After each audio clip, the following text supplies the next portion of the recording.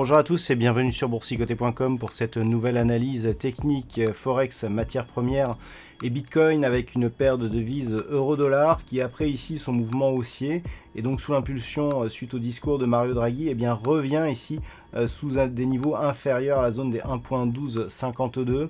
On commençait à partir ici sur une dynamique haussière avec donc des cours qui avaient ici testé la résistance, on était revenus sur la moyenne mobile ici et on avait validé une rupture. On attendait donc des tests de cette zone des 1.1354, mais les cours sont revenus ici à la baisse, ont refranchi la zone des 1.1252, se sont affranchis la moyenne mobile 20 exponentielle qui agit désormais comme une résistance sur ces deux dernières bougies.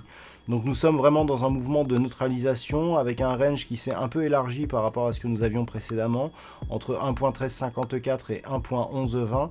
Attention, sous cette impulsion, si les cours venaient à retester ici rapidement cette zone des 1.11.20, selon la configuration ici, on pourrait avoir un test qui pourrait se transformer ici en cassure et valider donc une poursuite de la dynamique baissière qui reste la tendance de fond vers de nouveaux points bas significatifs. Donc attention ici à un retour éventuel sur cette zone des 1.1120, sinon on peut effectivement jouer la réintégration du canal entre ce niveau et les 1.1252.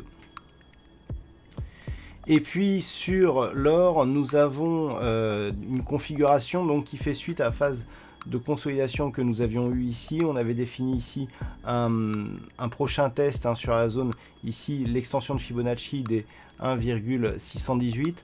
Alors si on passe maintenant en unité de temps 4 heures, nous avons donc des cours qui se sont rapprochés de la zone des 1357 $ l'once. On est donc toujours loin de cette fameuse extension de Fibonacci, mais on revient ici sur une évolution qui se fait au-dessus de la moyenne mobile 20 exponentielle. C'est très net après l'attaque que nous avons eue ici. On avait eu des cours ici qui avaient marqué un contact avec la résistance, qui avaient validé la moyenne mobile ici comme support. On a eu cette attaque et puis les cours sont tout de suite revenus et se sont mis à resuivre ici cette moyenne mobile. Donc on est là dans plutôt une perspective de continuité haussière. On n'a pas eu de contact avec la bande de Bollinger inférieure. Donc on peut s'attendre ici à un retour sur la zone des 1357. Je vous rappelle qu'une rupture assumée et valide de cette zone de résistance aurait d'énormes répercussions sur la dynamique moyen mais aussi long terme. Et puis sur le WTI, on est toujours ici dans cette zone de temporisation entre 50 et 55 $ le baril. Donc les cours évoluaient hier aux alentours des 52 $ le baril. On a eu une petite faiblesse et puis là les cours sont remontés à 53,75. Donc on est toujours ici dans ce mouvement depuis le début du mois de juin. Il faudrait vraiment casser l'une ou l'autre de ces zones pour sortir de ce range. Mais pour l'instant c'est totalement neutre sur l'évolution du WTI. Et puis enfin sur le Bitcoin, suite à la cassure ici des 8260 $, les cours sont venus marquer ici une nouvelle zone de point haut significatif sur cette tendance court terme, en attendant donc l'objectif des 10 000 $ pour un Bitcoin. Donc ce qui est intéressant ici dans cette phase de consolidation, c'est qu'on voit bien ici la dynamique haussière, la phase de stabilisation et les cours qui reviennent chercher ici la moyenne mobile 20 exponentielle et qui commencent à marquer ici des ombres basses au contact de cette moyenne mobile.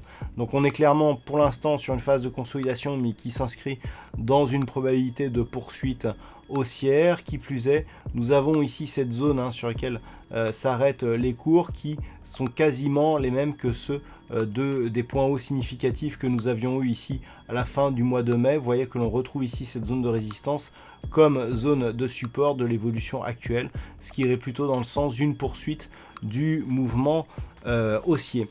Donc par rapport à cette zone ici, des 8950 $, tant que celle-ci n'est pas recassée à la baisse, on reste avec une perspective haussière de poursuite du mouvement en direction des 10 000 $ pour un Bitcoin.